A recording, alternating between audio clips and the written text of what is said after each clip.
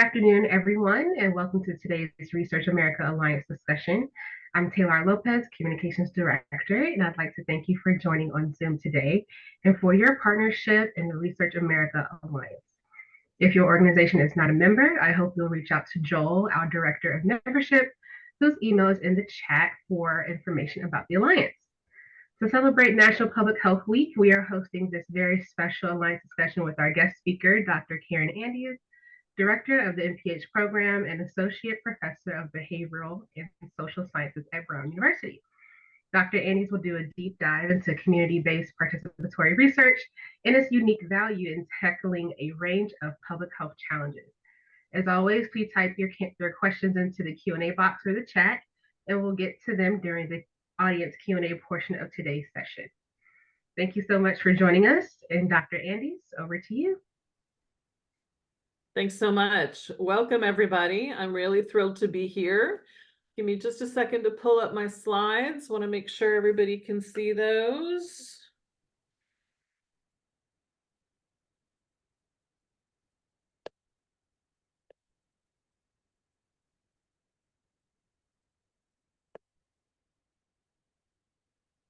All right, just a quick yes or no that you're able to see my slides. Yes, looks great.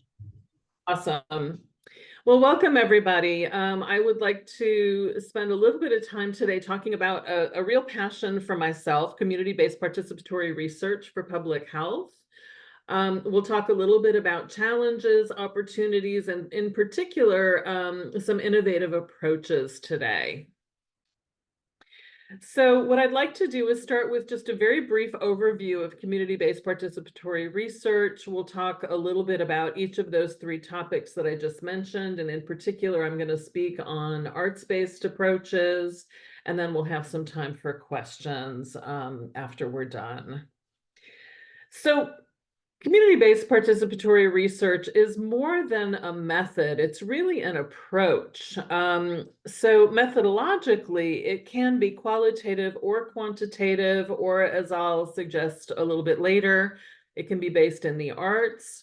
What's really key about community-based participatory research is that it needs to be community-based from start to finish. And what that means is that community members are involved in every step of the project, starting with research design, including setting your objectives and aims, your data collection methods, data analysis, and dissemination of findings.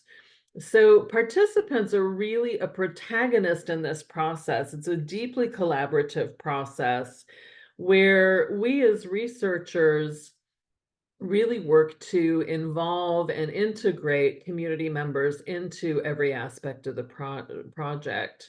Now, often we hear about CBPR, we also hear about CBPR.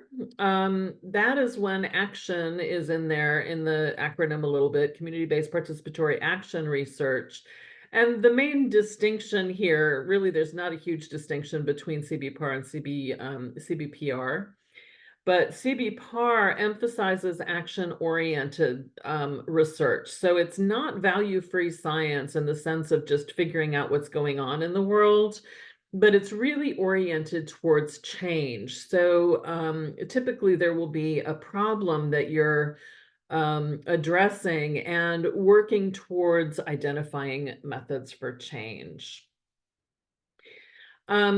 I would encourage you, if you're just starting your and just embarking on a journey looking at CBPR, I would encourage you to look at Nina Wallerstein's work. This particular quote is from an article with Duran in 2010, where they say that community-based participatory research has emerged in the last decades as a transformative research paradigm that bridges the gap between science and practice through community engagement and social action to increase health equity. So I think all of those components are there. I'd like to highlight a little bit this word transformative, because this approach really does shift the way that researchers and communities work together. One of the most important aspects of this process is building trust so that community members can retain control over various aspects of the research process. I think this is especially important in populations with histories of abuse or mistrust. Um, we want the research process to not be extractive in CBPAR. We want ongoing involvement through the analysis and dissemination period so that the data and the methods are never very far from the population of interest. And this process also democratizes the production of knowledge and engages community members in that very process. So I want to highlight some populations of interest, and I've just put a bunch of different words here that we might use to characterize populations that are maybe not super easy to access as we're trying to work with folks. Now, this may be because they don't want to be reached. I've done a lot of work with adolescents, for instance, and one thing about adolescents is they don't typically want adults to know exactly what they're doing all the time. This is the beginning of their semi-independence as young adults. There are other populations that are just not particularly visible, so they may be hard to reach because of there's not an obvious place or network where you can reach folks. So populations like this can be really it can be really beneficial to take a CBPAR approach with these populations, in large part because the approach itself helps to build trust. It helps to create empowerment. It helps to underline and highlight voices that may be marginalized. So all of those processes really make this a great method to use with populations that may be disenfranchised and marginalized. This is just an example from my own research of what I might call hard to reach populations. This particular picture is actually a residence of a person in Asunción, Paraguay, where I do work on informal settlements.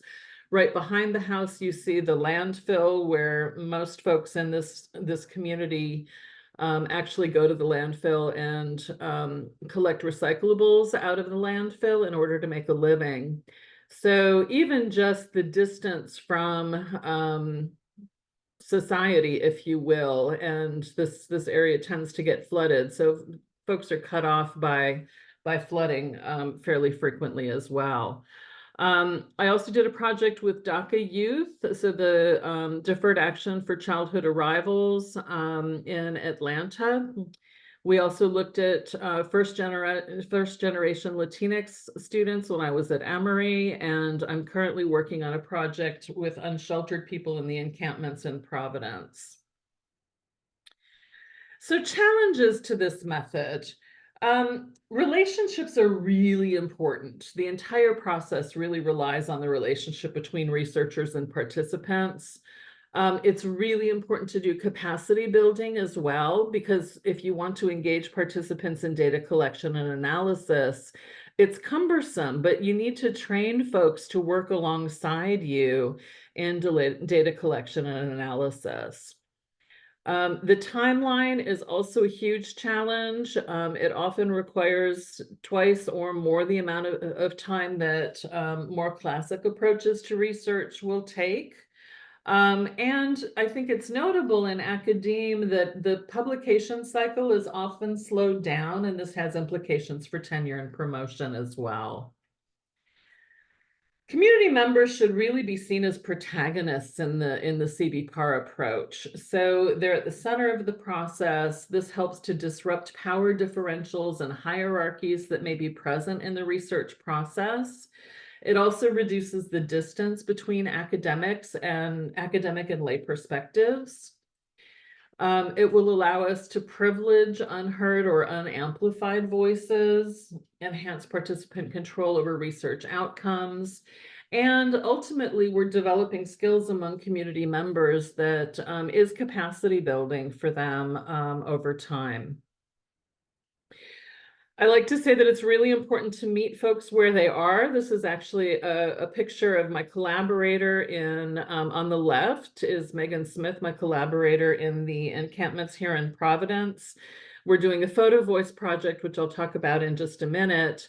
The gentleman on the right is a photographer who did a little bit of an orientation with our participants to think about composition of photos, lighting, things like that as they're getting ready to do the photo voice project. In this project, meeting people where they were means bringing hot food, having a meeting place set up. So we just set up a small tent for folks to kind of come by as they were going about their business and getting something to eat. And a lot of this process, we usually have about an hour of kind of food and informal conversation before we get to business. And that's been really important. I mean, my colleague has been working in this community for nearly 20 years. I've been going out and doing outreach for about a year now, but I don't know folks as well as she does. So this informal conversation has been really important for folks to get to know me as well. We've only got about 5 minutes left. I'm going to skip through these couple of slides on new narratives and innovative solutions. If we have time, we can come back to that. But I do want to get to the arts-based approaches. So in Patricia Levy's book, Method Meets Arts, she says the arts can uniquely educate, inspire, illuminate, resist, heal, and persuade. They can also connect us with those who are similar and dissimilar, open up new ways of seeing and experiencing, and illuminate that which otherwise remains in darkness.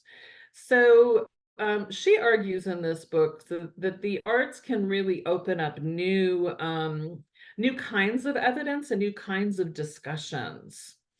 So there are a number of approaches that we might call arts-based approaches. I'm going to give you a couple of examples from just the first three. Digital stories are a method that combines autobiographical storytelling with photography or images and often background music. So I've had participants do this in about a 3-minute video typically, where they write a story about their life or about a theme in their lives, and then combine that with images and music to make a brief video.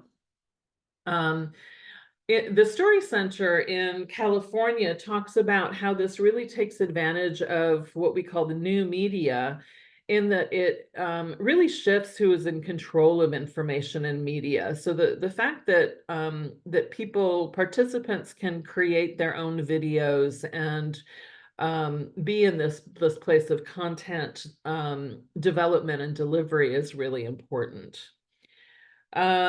Typically, this is a process of development that occurs in small group environments. So it may be a small group of folks who have a similar experience or a similar theme going on in their life that they want to explore. This is an example that you will be able to follow in the slides when they're distributed. I'll let you have a look at a digital story. Body mapping is another method. This was started in South Africa in the 90s by Jane Solomon.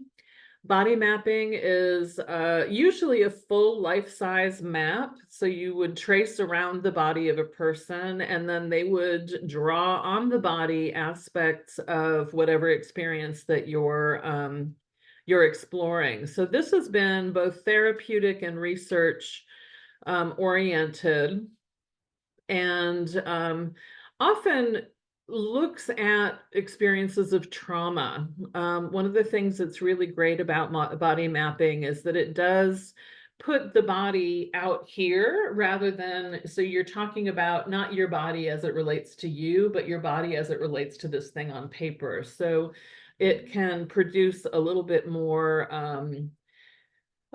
freedom and safety in talking about potentially traumatic experiences.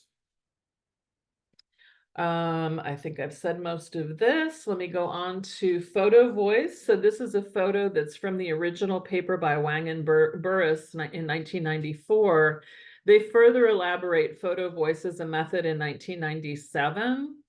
It combines photography and group discussion, taking photos around a theme or an experience. It's also action oriented in that it seeks to develop an exhibition or an exhibit that engages a broader audience.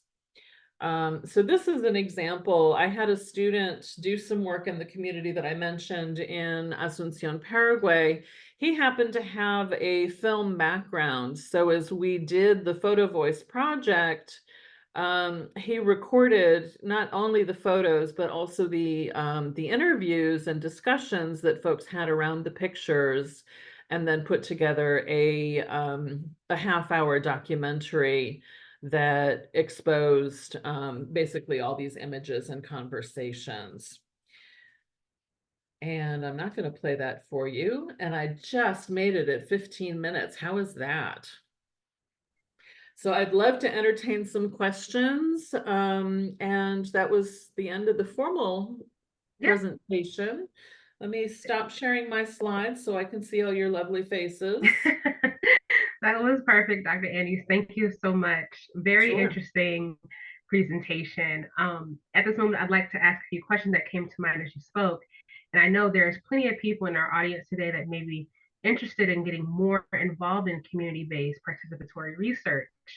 Over the past couple of years, we've seen a decline in public trust in science, which, as a lot of us know, can pose a challenge when trying to reach certain populations or communities. So I'd like to know, how can researchers get started building a relationship with the communities that they're interested in working with? Yeah, so that's a really, really key question, right? So let me describe a little bit how I came to start doing this work in the homeless community here in Providence. I just happened to meet Megan Smith at another venue, and we struck up a conversation. And when she told me about the outreach that she's been doing in this community for a long time, I was like, that's really interesting. I'd love to get to know these communities better. So I started doing outreach with this organization that also does street medicine. Although I'm not a doctor and I don't practice street medicine, I don't want to don't want to misrepresent myself there. But this organization goes out probably about 8 different sessions per week. And I started going out with them about once a month just to become familiar with the environment. Um, in other contexts, you may want to start by kind of interviewing organizations. You may start by saying, well, I'm interested in a particular topic. Let me look and see what organizations in my area are doing this kind of work, and set up an exploratory meeting with them. I would encourage you to be kind of thoroughly versed in the principles of CBPR to begin with, so that as you start to build trust, as you start to build that relationship, that you're really able to kind of take a back seat. It's a difficult process in many ways because it relies more on the relationship than it does on the topic itself.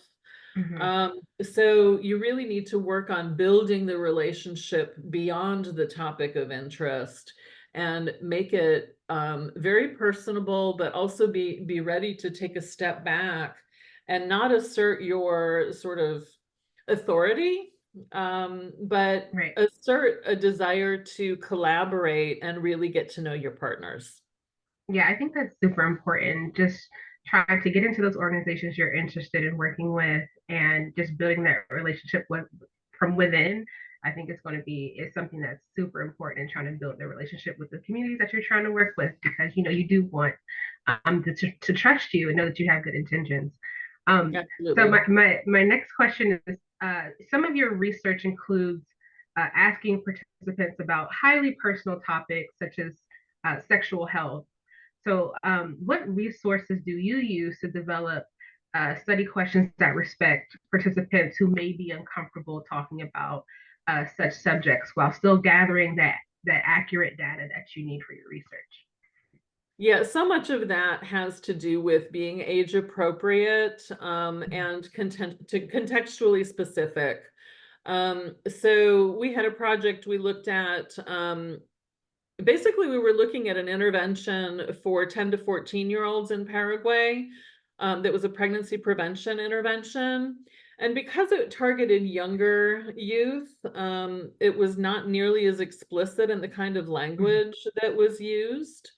But we also decided that for the exploratory project that we were working on, we would work with 15 to 19-year-olds and talk to them about their younger adolescence rather than working directly with 10 to 14-year-olds for the research project. Um, I think a lot of what happens with sensitive topics like this is that you need to be really sensitive to how that population and that context, how folks talk about these issues. You mhm, also have to be really careful to warm up slowly, so you don't start straight away with how's your sex life. mhm.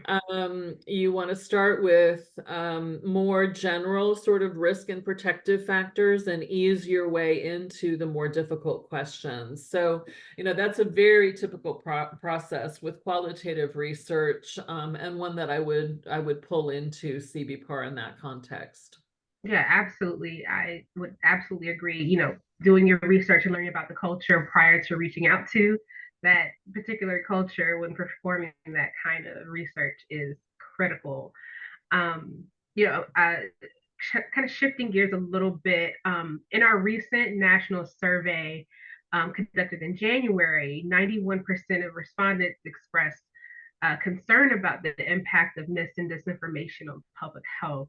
So, how can the principles of CBPR help address these concerns? I think it can help address these kinds of concerns because it privileges local voices over academic ones. I think that we really need to shut up and listen sometimes.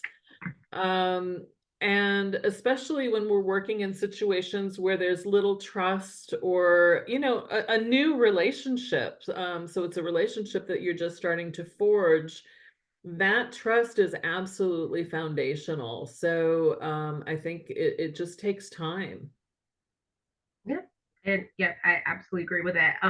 So I know a major focus of your research is on qualitative data rather than quantitative data. What would you say are some of the strengths of qualitative data for CBPR? Well, part of what I love about qualitative research is that it really sets you up to learn about the unanticipated. So much of quantitative research, we have to anticipate what people are going to respond in order to set up our response categories. If we have a Mhm, survey question, we set up our response categories. Whereas in qualitative research, we leave those responses open. We ask open-ended questions, and we really want spontaneous responses from folks. mhm, And I think what that does is it really privileges what's coming from source populations, and it allows us to discover things that we might not discover if we are using a more quantitative approach where we're mhm. anticipating what responses might be. Yep, totally agree. And as researchers, we know that one of the things that we have to keep at the forefront is ethics. When we're doing this research in different populations. So, what would you say are the best ways to address ethical concerns when employing a CBPR approach? So I think in CBPAR or CBPR, the ethical questions are quite similar to qualitative research. Mhm, But I do want to highlight, this is true for some qualitative research as well, but CBPAR tends to be a longer term method. Some of the methods that I talked about are shorter term, some of the arts-based methods, but typically CBPAR has a longer cycle because it does require so much community building and capacity building. Um, so I've lost track of the question now, sorry. No, that's okay. We were just talking about, keeping ethics at the forefront. All right. research. Right. So the ethical questions are very, very similar. The main thing that we want to be careful of is that as people spend more time with you as a researcher, they may be likely to kind of forget that you're a researcher. And so they may start telling you things that if they were really aware that you're still a researcher, if that was in the forefront of their mind, they might not say these things, right? Right. So I think we need to look at consent as a process. We need to reiterate consent and that we're researchers at various points. Hmm. You know, when somebody says something and we're like, huh, I wonder if they really mean for that to go into my field notes. Yeah. It's a great practice to just reiterate permission to include things that people are telling you, and that will in turn build trust, Yeah. No, which is really yeah, needed for the absolutely. ethical pieces. Yeah, absolutely. The other thing that could be a concern in community-based participatory research projects is that um, individuals, there may be questions of confidentiality within the group. So you really need to do some group processing around agreements that what happens in the group stays in the group, and Mhm. any ways that they might protect each other in this process. Yeah, I think that's great. Like on one hand, you're appreciative that they're comfortable with you sharing the information that they want to share. But then on the other Exactly. hand, it's important to remind them, okay, like, reminding them of the relationship that This is still that research. exactly. Yeah. I Yeah. want to ask one last question before we get to audience Q&A, and that's what can universities do to build relationships with their local communities that can make it easier for researchers to engage in CBPR or more traditional research methods? That's the million-dollar question, isn't it? I mean, I think so much depends on initially individual relationships. So, you know, I'm building relationship with this organization in Providence that serves the unhoused community. That may be an organization that as our relationship grows, it can become formalized more as an institutional relationship. Um, I think I think it's important to start at the community level though, and really work to become a partner that's interested in what the community needs and not just what we need from the community as researchers. I think that's really, really important. No, absolutely. Thank you, Dr. Andrews, for that. This has been an excellent conversation so far. I want to ask my colleague Jacqueline to join me on screen with any questions that we may have from the audience. Thank you, Taylor, and thanks, Dr. Andrews. This has been very interesting, and we're so glad we can join us for National Public Health Week. So first question from the audience. You had mentioned that time is a factor for this research. What advice would you have for a pre-tenure faculty member at a new institution that wants to engage with their communities while also wanting to gain tenure, to pay rent, maintain insurance for themselves and dependents, all those things? All of those things. You did say pre-tenure, so I mean, my first response to that question without that word would be wait till you have tenure to start your CBPR projects. Maybe not to start, but to really invest heavily in them. I do think looking at the arts-based methods and some of the shorter term methods is really useful. I am hoping that I will be able to do longer term projects in the unhoused community here in Providence over time, but I expect that'll be a year or two down the road. This is a long-term relationship that I'm trying to invest in. But I do have this shorter, photo voice project that in 3 to 6 months will have some results and something to publish while moving forward with the partnership. So that's what I might suggest, is to think about more finite methods that can begin a partnership and give you small wins, so that you can move forward. You know, those small wins are really, really helpful when you're writing grant proposals for longer term projects as well. And they're proof of the pudding. They're proof that you have a relationship already with the organization that you're wanting to work with. Great, that's great advice. So for our next question, How do you reconcile the complexity of some data analytics and the requisite experience required with including community members in these stages or work? It's really challenging. So, I'm primarily a qualitative researcher, but I do use software in analyzing qualitative data.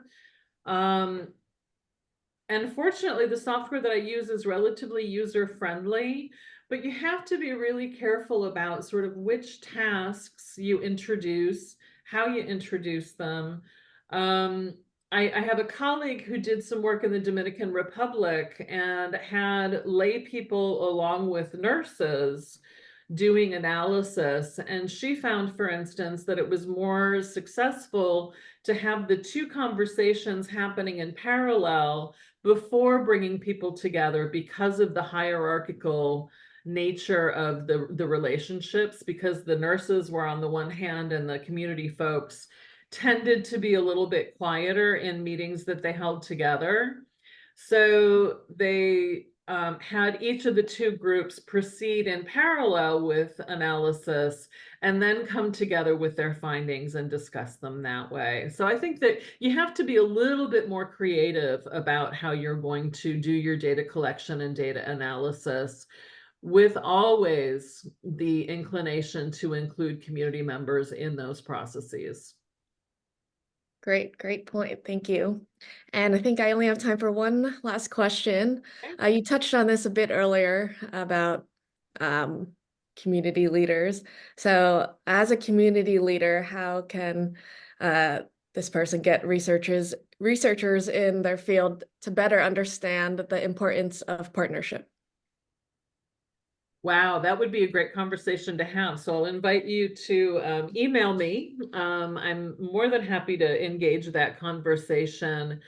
I would say, as a community member interested in having some research done, do a little looking and find out who is interested in doing community-based projects, and reach out to those folks at your local universities. Look also to the organizations, at the School of Public Health, we have somebody who specifically is, her job is dealing with community engagement, whether that's for students, whether it's for faculty or staff. So find out who that person is at your local university and reach out to them as well. They may know the faculty members who are doing the kind of work that you might be interested in as well. Great. Thank you. So I'll turn it back over to you, Taylor. Thank you. Well, it looks like that's all the time we have today.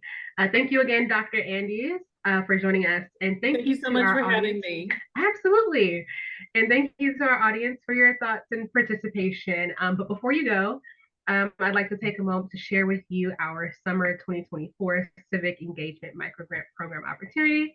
This program is open to STEM groups led by master's, PhD, postdocs, or professional students to design and execute projects that create dialogue with public officials, local community leaders, and the public around issues of common concern.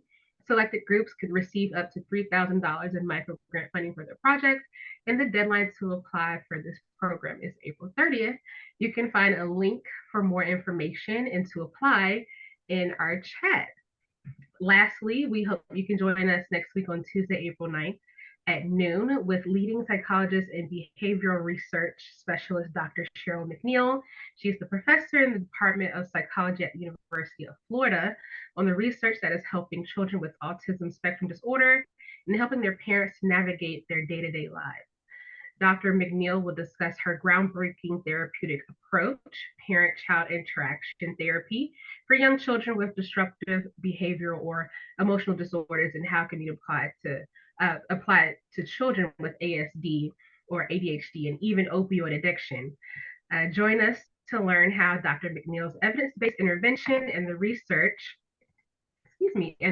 that underlies is assisting families in the U.S. and around the globe. Thank you again for joining us, and we look forward to seeing you again soon. Have a great afternoon. Thanks, everyone.